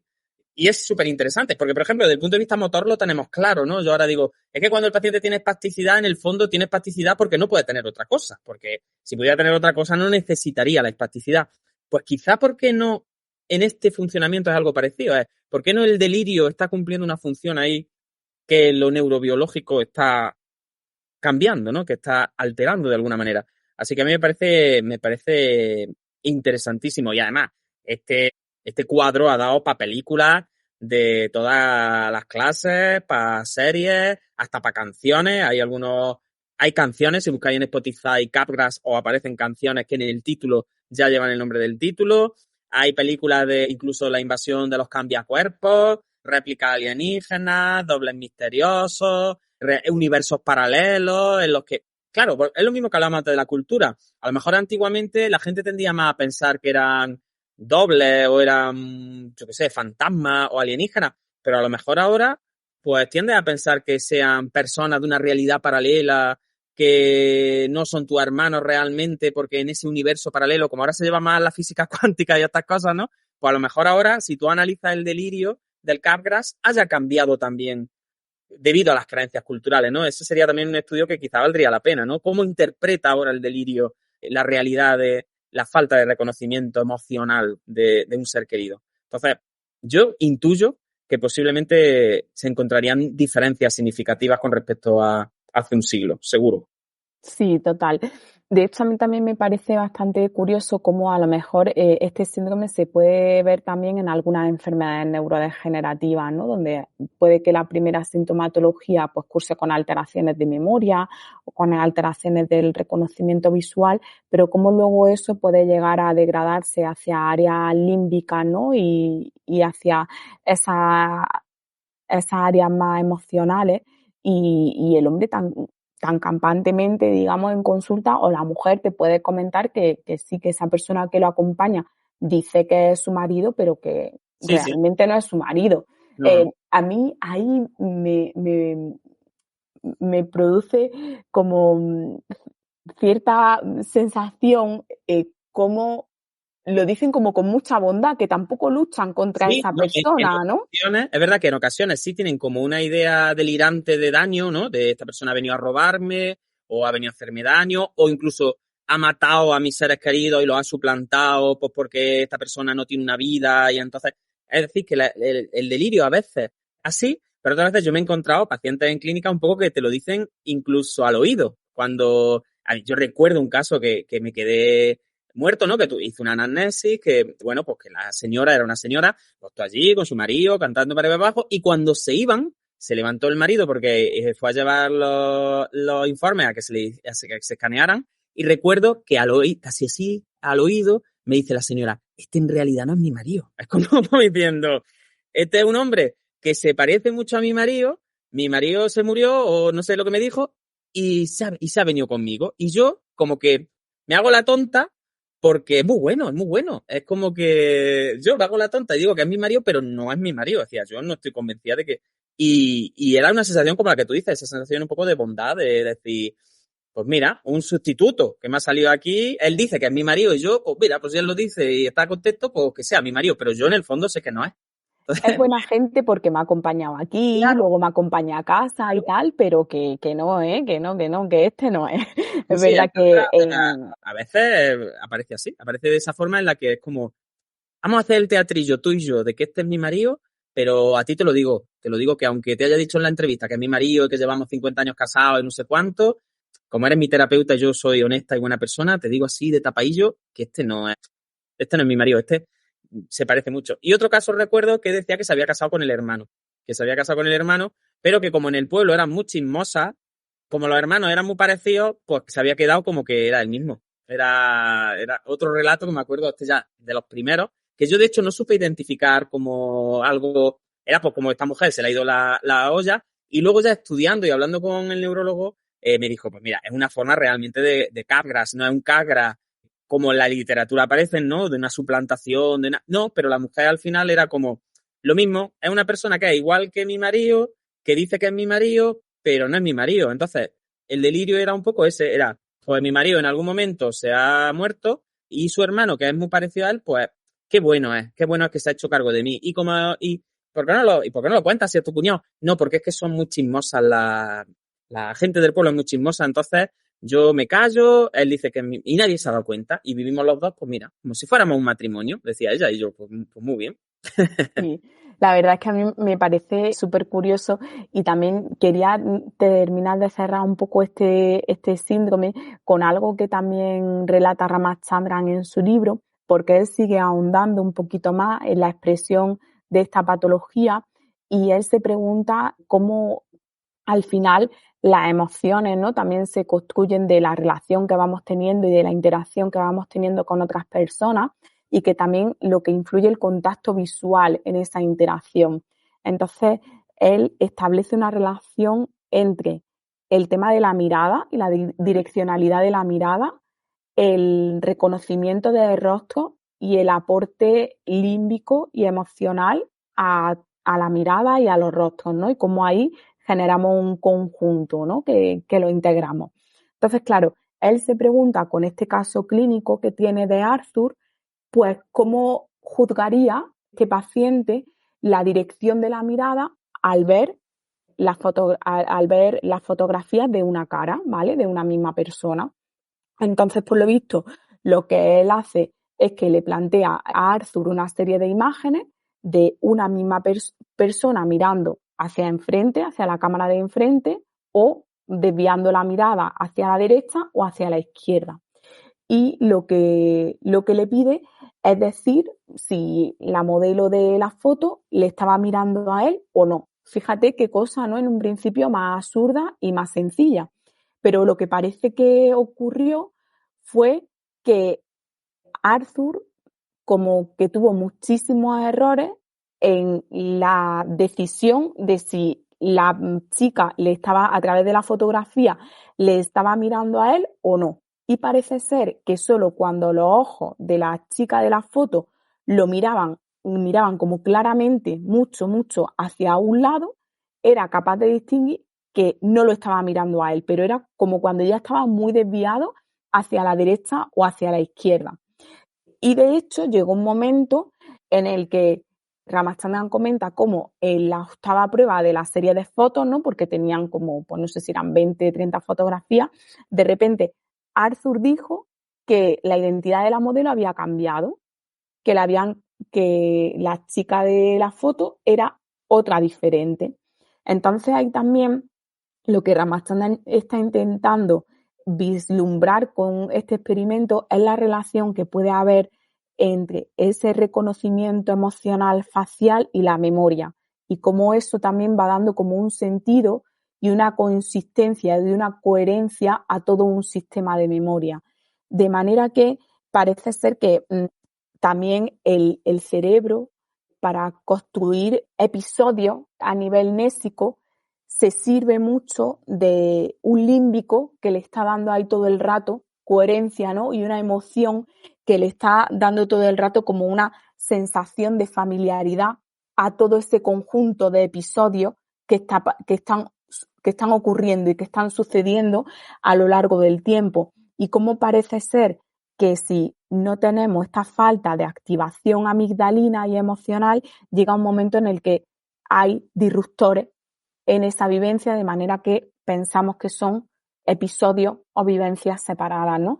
Y es cierto que me parece muy curioso. Yo creo que en ese momento, la primera vez que leí el libro, es verdad que a lo mejor no supe ver yo las implicaciones de esto que contaba, pero como te tienes que leer las cosas muchas veces a lo largo de la experiencia clínica en neuro, es cierto que cuando lo he vuelto a leer para preparar este episodio me ha cuadrado mucho pues con todas las teorías nésicas que hay ahora de la construcción, ¿no? Y de el papel activo que tiene el sistema a la hora de construir recuerdos y cómo pues eso, la memoria no funciona como un mero almacén, sino que tiene un papel muy protagonista en la coherencia y en la consistencia de todo lo que vivimos y experimentamos. Al final hay dos datos que son interesantísimos. Yo estoy convencido de que la memoria es la más emocional de las funciones cognitivas. De hecho, está al lado y yo creo que los almacenes y las áreas de alta representatividad para memoria pues son evolución de áreas límbicas. Pues ahí tienen los hipocampos, que los hipocampos prácticamente son un sistema límbico. Y bueno, y la amígdala y los lóbulos temporales, pues ya ves tú, es que hay una interrelación directa. Entonces, yo creo que esa es una de las cosas más importantes que tenemos que tener en cuenta. Es decir, la emocionalidad y la memoria, quizá nuestra memoria no sea otra cosa que, por lo menos a largo plazo, un montón de emociones que están contadas con un relato, ¿no? Que el cerebro cuenta el relato de las emociones y las asocia a hechos, exactamente igual que asocia, como hemos dicho en estas disociaciones, ¿no? Que tiene un relato que le da congruencia a la experiencia emocional, pues quizá hasta en la memoria explícita tenga que haber una congruencia también emocional. Y luego también es muy interesante lo que nos enseña sobre el modelo predictivo del sistema nervioso. Realmente, y ahora lo veremos en el último síndrome que nos queda, hay un problema también de predicción. Es decir, si tú eres un ser querido o si este es mi cuerpo, yo hago una predicción sobre cómo me tengo que sentir con respecto a ti, cómo me tengo que sentir cuando te veo, cuando te escucho, cuando me toco, cuando alguien me toca. Es decir, hay una cantidad de predicciones porque había una experiencia previa, ¿no? De qué significa lo que llega a través de mis sentidos. Si esa predicción no casa con lo que estamos sintiendo realmente, pues claro, ahí tiene que haber una ruptura en la que nuestro sistema nervioso priorice o la predicción o la retroalimentación, porque no está actualizando correctamente los esquemas predictivos, ¿no? Y lo que llama la atención es que normalmente se deja llevar más por la congruencia hacia la predicción, es decir, hacia él. A mí, mi padre, yo cuando veo a mi padre tengo que sentir algo bueno o malo. Si no siento, tú no eres mi padre. Es decir, eres capaz de negar la realidad sensorial porque no está cuadrando el feedback, el feed forward emocional con el feedback que está recibiendo, ¿no? Entonces, como que esa anticipación emocional también es importantísima en el proceso de reconocimiento. Entonces, no hay reconocimiento, no hay gnosis sin memoria, sin mnesis, y no hay memoria sin emoción. Y al final, con el modelo predictivo, que es el que ahora manejamos para funciones cognitivas y físicas, pues en realidad es bastante coherente lo que estamos contando en estos casos, ¿no? O sea, son síndromes extraños, pero que desde el punto de la neurociencia actual cuadran bastante con los modelos que manejamos. Entonces, es verdad que a lo mejor Ramachandran llevaba razón cuando decía que a lo mejor para entendernos a todos, lo mejor que podemos hacer no es estudiar a todos, sino estudiar precisamente a como las excepciones, ¿no? Como decir, la persona que es una excepción te puede enseñar mucho sobre qué está pasando, cómo funcionamos realmente, ¿no? Entonces, lo interesante muchas veces, por eso él trabajaba tanto con esos casos, ¿no? Y te los describe con nombres, con apellidos, te cuenta su vida y los mete allí en el laboratorio y le empieza a hacer de todo y se centra mucho en esos casos que a él en la consulta le resultan curiosos. Y es como, mira, no me interesa estudiar la cognición así en general de la población general. A mí lo que me interesa es este tío que hace esto tan raro, ¿por qué lo hace? Y si yo le hago esto, ¿cómo reacciona? Y si modifico una de las variables, ¿cómo recondiciona todo para que seguir siendo coherente? Entonces, es muy chulo, es muy apasionante. Sí, y yo creo que al final, ahora también con el síndrome que vamos a ver y que ya vamos a cerrar este episodio, creo que una de las conclusiones que sacábamos, que comentábamos al principio, es cómo todo lo que venimos hablando hasta ahora ejemplifica cómo la emoción y el cuerpo son los que mandan en el cerebro y cómo construimos toda nuestra experiencia y todo nuestro sistema cognitivo motor a través de esos dos grandes sistemas, ¿no? Como al final la interrelación de uno y de otro es lo que nos da mucha consistencia y mucha coherencia en el funcionamiento en nuestro funcionamiento general y en el funcionamiento cerebral, ¿no? Que la emoción es lo que manda. Y así que, bueno, vamos a cerrar con el último síndrome raro de neurohalloween, que es la somatoparafrenia o la negación de las partes del cuerpo, que consiste en que el paciente niega que una parte de su cuerpo sea suya. Generalmente es cierto que suele ocurrir con miembros que tienen algún grado de parálisis y también, pero esto puede llegar a que incluso atribuyan a que ese miembro de otra persona o creer que ese miembro también está en grado de descomposición o que es una prótesis y demás. como si esa parte de su cuerpo ya no le perteneciera a él mismo. Entonces, cuéntanos si quieres un poquito sobre este fenómeno de la somatoparafrenia y a lo mejor también yo creo que sería interesante comentar con los oyentes pues el diagnóstico diferencial con la mano alien, ¿no? Porque a lo mejor puede parecer que son cosas similares, pero realmente tienen algunas condiciones que lo diferencian bastante bien. Sí, la mano alien, como hemos comentado antes, es una mano activa. Es una mano que quiere hacer cosas, que tiene unas intenciones, que tiene como como se dice ahora en las películas, ¿no? Tiene como su propia historia, su propia agenda, ¿no? Que se dice, como ella sabe lo que quiere hacer. Sin embargo, en el caso de la somatoparafrenia, lo que nos encontramos normalmente es que yo siempre recuerdo el primer caso que vi, que era un hombre que estaba convencido y además tenía un sufrimiento brutal porque creía que mientras estaba durmiendo una noche le habían puesto el brazo de un muerto. Entonces, ese hombre estaba obsesionado con buscarse las costuras porque él tenía la certeza de que tenía que en algún sitio estar como el corte, la cicatriz por la que le habían pegado ese brazo. Y además esto es una cosa que evolucionó así de una forma muy rápida. Es verdad que recuerdo que era un miembro izquierdo muy afectado, era una hemiplegia bastante importante. También al ser una hemiplegia izquierda con un componente atencional de foco brutal, ¿no? De incorporación también de esquema corporal, de todo. Pero recuerdo además que, aunque la lesión, ya digo, era un temporoparietal de estos grandísimos, él primero como que tuvo la experiencia de que el brazo no se movía y era suyo, y como que en unos días, poco a poco, como que fue desarrollando esta certeza. O sea, como que no es que de repente se levantara, ¿no? Como la gente dice, bueno, le dio un ictus, estaba en coma, se despertó y él pensaba que el brazo... No, o sea, él hubo un momento en el que era, yo tengo un brazo que no se mueve, pero es mío, y conforme fueron pasando unos días, al despertarse, como que ya era la certeza absoluta de que ese brazo no solo era suyo, sino que era de un muerto. Como tú dices, que ese brazo se iba a descomponer, que ese brazo incluso le podía generar una infección. Y claro, imagínate, ahora ya toda la paranoia de por qué a mí me han hecho esto. O sea, volvemos a lo mismo de antes. Tengo una certeza que afecta a una qualia de la conciencia, que es la pertenencia al propio cuerpo, ¿no? El qué partes de mi cuerpo son mías. Y esto, pues, y no solo qué partes del cuerpo son mías, sino qué partes del cuerpo no son desechables. Porque, por ejemplo, la uña o el pelo también son mías y me las corto y se quedan allí en la peluquería, ¿no? Y no sufro, y no digo, ay, que me he dejado una parte de mí en el suelo de la peluquería. Entonces, fíjate cómo hay componentes que son como modificables. O sea, no es solo la pertenencia, es la pertenencia y la importancia. Es decir, como la significación, la atribución que tiene un miembro superior, ¿no? Que el miembro superior al final es pues, la mano que piensa, ¿no? Como decía Payasma. Entonces, es un cuadro que no es... Volvemos a hablar un poco como decíamos en cuadros anteriores.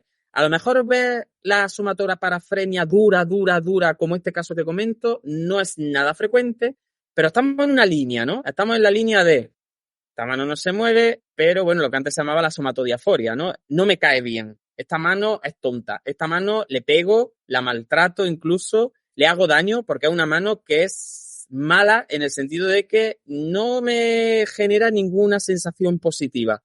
Incluso tú ves como los pacientes, aunque reconozcan explícitamente que la mano es suya, la miran como con cara incluso de asco, ¿no? Como que la miran un poco como si fuera inútil, como si fuera un cacho ahí que no tiene una significación especial para ellos, ¿no? Y esto es muy característico, yo se lo cuento mucho a los alumnos, volviendo a hablar otra vez de esas funciones nucleares que son como intercambiables, porque, por ejemplo, esto en periférico es menos frecuente, es decir, o en trauma, ¿no? Tú tienes una lesión de tobillo y te haces un esguince y durante un tiempo no puedes mover ese pie, ni puedes apoyarlo, y sin embargo no desarrollas normalmente un cuadro de este tipo, de pensar que el pie no es tuyo. Es decir, es como que tiene que haber algo en el sistema nervioso central que facilita un poco que se pueda alterar toda esta conciencia cuando hay un daño. Es cierto que sin llegar a una somatoparafrenia, bueno, a mí se me ocurre el libro de Oliver Sacre con una sola pierna, que en ese caso sí fue algo como traumático con el famoso toro, ¿no? Que te me das de risa con el primer capítulo, aunque sea una tragedia. Y fue algo más traumático periférico. Y era una sensación, cuando él la cuenta, parecida a la de la somatoparafrenia, pero en el caso de la somatoparafrenia no es tanto la sensación de que es ajeno, que también, como de no lo reconozco como mío, que también, pero es una sensación de hostilidad. hacia esa parte del cuerpo. Por eso viene la parte de delirio, creo yo, de esto tiene que ser de otra persona, porque es como no me cuadra que sea mío. Entonces, bueno, al final es una experiencia terrible, porque claro, limita muchísimo la función de ese miembro, porque claro, ¿cómo va a utilizar ni cómo va a aceptar ningún tipo de tratamiento sobre esa parte del cuerpo que para empezar es que incluso hay pacientes que sin llegar al tema de me han puesto el brazo de un muerto piensan que es una prótesis o que es de plástico o que incluso llegan como volviendo a lo mismo, volviendo como a buscar la congruencia entre la idea y la realidad, se llegan a agredir, a pincharse en el sentido de para que veas que esto es de plástico, que yo me pincho y no sangra o me pincho y no me duele. Claro, cuando lo piensas dices, es que me pincho y no me duele, también en parte es cierto, porque tenemos un problema de sensibilidad explícita en ese miembro. Es decir, la gente que tiene una hemiplegia, lo primero que te dice es que tiene el brazo acolchado, dormido. Entonces, claro, volvemos a lo mismo. Cuando tú ves el delirio de esto es un brazo de plástico, o sea, ¿qué diferencia hay entre tengo la mano acorchada, es mía pero está acorchada, o es una mano acorchada que no es mía? Pues lo único que cambia un poco es el sentido de pertenencia, que yo creo que eso es, junto con esa hostilidad, esos dos ejes son lo que definen a la somatoparafrenia, ¿no? El esto no es mío, no lo siento bien, esto tiene que ser de plástico, o estar muerto, o ser de otro, y además no sirve para nada, al contrario que la mano alien, que por lo menos tiene una iniciativa, aunque sea una iniciativa contra ti, pero es una mano activa, estos miembros son miembros putrefactos, inútiles, a veces te lo describen como si no tuvieran hueso, te dicen, es que esto no tiene ni hueso, como si fuera un filete, ¿no? Un filete de lomo que te compras en la carnicería. Es que mira qué color tiene, es que mira, o sea, es como todo el rato una sensación de extrañeza, de falta de, volvemos a lo mismo, de ningún tipo de emotividad positiva ni de atribución positiva hacia esa parte del cuerpo. Y como curiosidad, y yo es de las cosas, volviendo otra vez a ese sudoku, ¿no? De funciones que para mí son interesantes en el análisis por componentes, que diría Pablo Duque, fíjate que la somatoparafrenia también, igual que el CAGRA y la prosopagnosia eran como justo lo contrario, la somatoparafrenia no deja de ser también, aunque no tengan nada que ver, en teoría, como también lo contrario del miembro fantasma, que del miembro fantasma no vamos a hablar, aunque también da para un episodio de Neuro Halloween, que podemos grabar más, ¿no? Pero el miembro fantasma es justo lo contrario, es decir, en el miembro fantasma la pierna es mía, aunque no la tenga. ¿Me entiendes? Es como, yo noto mi pierna, sé que está ahí, me duele, la vivencio como que está ahí, pero no la veo ni está. Es decir, es un miembro fantasma. O sea, justo lo contrario de esto. Es mía, aunque no la percibo. Pero, o no la percibo en el sentido de que sé que no está. Pero en la somatoparafrenia, aunque está objetivamente, no la percibo como mía. Entonces, volvemos a lo mismo, a ese cuadro, ¿no? De que todas las combinaciones son posibles. Y aunque el miembro fantasma es más conocido, ¿no? Creo que es más como en las amputaciones, ¿no? Y que Ramachandran, por supuesto, con Fantasma en el cerebro, hizo un trabajo precioso y chulísimo, pero la somatoparafrenia es menos conocida. Pero no deja de ser, volvemos a lo mismo, como esa interrelación entre la pertenencia y lo objetivo, entre comillas, de la percepción. O sea, tendemos a pensar que lo real es lo que percibimos y no tiene nada que ver. Es decir, hay gente que le duele un miembro fantasma que no tiene, mientras que no le duele una mano afectada por una somatoparafrenia que sí tiene. Entonces, lo importante al final es la vivencia del paciente. Lo importante es la conciencia, la qualia, lo que tú vivencias, no tanto lo objetivamente real, ¿no? Así Sí, que totalmente. Y el camino, ¿no? Que sigue la expresión de tu cerebro y de cómo interaccionas con tu cuerpo y con tu sistema. Yo es cierto que la somatoparafrenia la he visto mucho en heminegligencias, ¿no? Es donde de manera más comúnmente en la clínica diaria pues se suele ver, que está muy influida por ese componente que tú comentabas de foco atencional, aunque es cierto que en el continuum de afectación pues te puedes encontrar somatoparafrenias que tienen un nivel de expresión muy brutal y otras pues que son el típico de es que esta mano no es mía, es que esta mano no me sirve para nada, que además en muchas ocasiones se junta con esa sintomatología de la habilidad emocional, ¿no? Donde lo mismo, es que esta mano que no me sirve para nada, me la podéis quitar porque no sé cuánto, ay, pobrecita mi mano. En fin, creo que ahí esa expresión pues también tiene un juego y una variabilidad que, como tú dices, depende obviamente de cada persona. Bueno, pues Juan, yo creo que ya con estos síndromes raros, extraños, terroríficos que hemos comentado hoy, podemos dar por finalizado el capítulo. Creo que hemos hecho un viaje súper interesante por... Que muchas veces, cuando menos serio es el capítulo, pues profundizamos también más. Así que son 4 casos, pero que creo que son muy demostrativos de una neurociencia profunda y de una intersección filosofía, psicología, neurología, psiquiatría, que es maravillosa. Y nos quedan muchos pendientes, con lo cual, si a la gente le gusta, nosotros hacemos segunda, tercera parte, porque hay síndromes que se nos quedan en el tintero que son pues tan desconcertantes como los que hemos tratado. Sí, yo creo que con lo que yo me voy de este capítulo es como con el razonamiento crítico que le hemos intentado dar a todos los síndromes, buscándole como esa explicación y por qué esas manifestaciones se expresan de esa determinada forma para intentar entender el funcionamiento cerebral e intentar sensibilizar y concienciar a la gente de que hay que comprender, ¿no? Hay que llegar más allá siempre, no quedarse en el mero síntoma o en la mera manifestación, sino comprender el funcionamiento de lo que le pasa a la persona, porque al final tanto esa persona como los que están a su alrededor, pues están sufriendo. Entonces, qué menos que intentar darle una vuelta ahí de qué puede estar pasando. Y aunque es cierto que, bueno, la connotación de este capítulo, pues tenía esos componentes de terror, de zombie, de alien y demás, pero al final creo que el razonamiento que le hemos dado, pues un razonamiento que defiende mucho las bases neurocientíficas de lo que le ocurre a la gente y también pues intenta sacar ahí ese componente humano de que, por qué pasa lo que pasa y vamos a ir un poquito más allá de lo meramente inmediato, ¿no? Claro. Al final, nos guste o no nos guste, tenemos muchos prejuicios biologicistas en salud mental, ¿no? Y aunque no debería ser así, la realidad es que vivimos en un entorno, y esto como antropólogo no lo digo claramente, en el que, claro, si tú piensas que una persona, pues escucha qué cosa más rara dice este tío, ¿no? Dice que el brazo no es suyo. Es como que tendemos como a infantilizarlo de alguna manera, ¿no? Como a pensar que se lo está o inventando o que está mal de la cabeza, pero como si estar mal de la cabeza fuera como una decisión. tara, así, como una decisión, una tara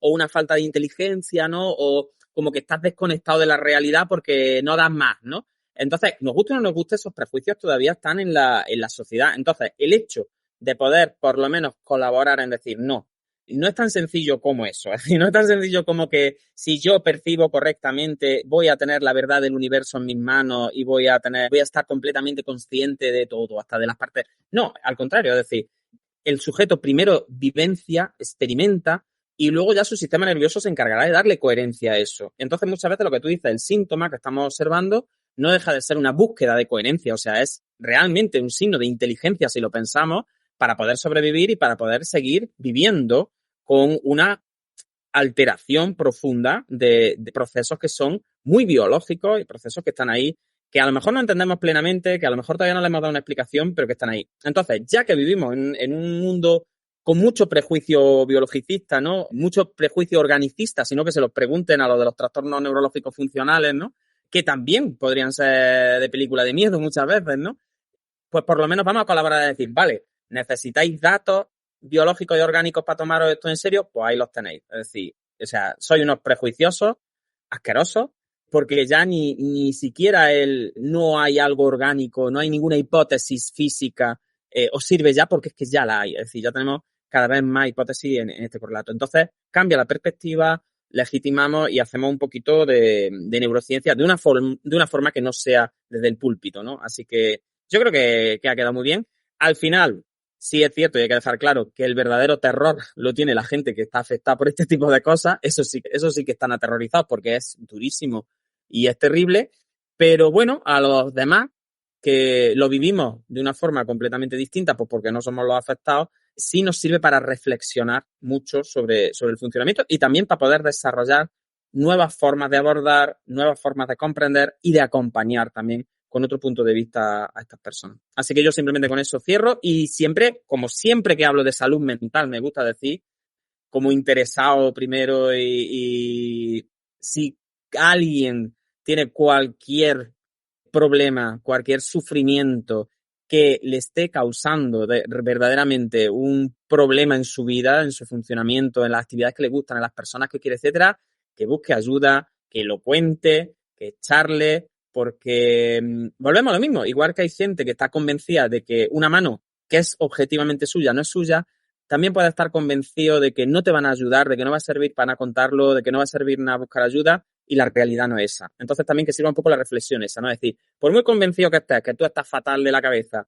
que no te va a ayudar nadie, que no hay salida y que esto es un pozo negro y oscuro, pues igual que el cacra ve a su mujer y aunque su mujer está convencido de que no es, pues a lo mejor tú también estás convencido de que no hay salida, y a lo mejor no hay salida, pero hay, bueno, pues una ventanita. Te pueden acompañar, Claro, una ventanita para por lo menos ver la luz y decir qué bonito está el campo, aunque no puedas salir del tono, porque estas enfermedades, por desgracia, son muy duras. Así que hablar y contarlo y pedir ayuda, y por muy negra que vea la cosa, siempre va a haber alguien que ha vivido cosas parecidas a las tuyas y que te puede echar por lo menos una oreja, escucharte y verte, ¿no? Y comprenderte. Así que ya está.